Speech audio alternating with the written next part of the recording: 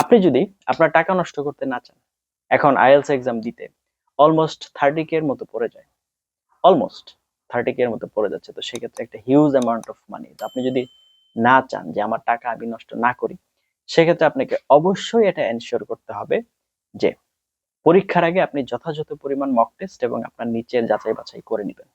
আপনার targeted score যদি 6 হয়, তাহলে আপনি মক টেস্টে অ্যাটলিস্ট 5টা মক টেস্টে আপনার 6 আসা উচিত, একদম স্ট্যান্ডার্ড মক টেস্ট।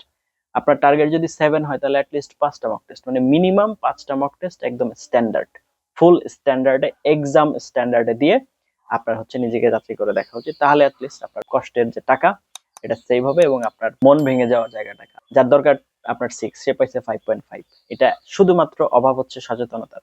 সে যদি নিজেকে নিয়ে একটু সচেতন হতো, তাহলে এই প্রবলেমটা দূর করে ফেলতে পারতো। তো আশা করি আপনি এই বিপদে পড়বেন না। এই ধরনের আরো অনেক ইনফরমেটিভ অপশন পাওয়ার জন্য দয়া করে চ্যানেল সাবস্ক্রাইব করে পাশে থাকতে ভুলবেন না।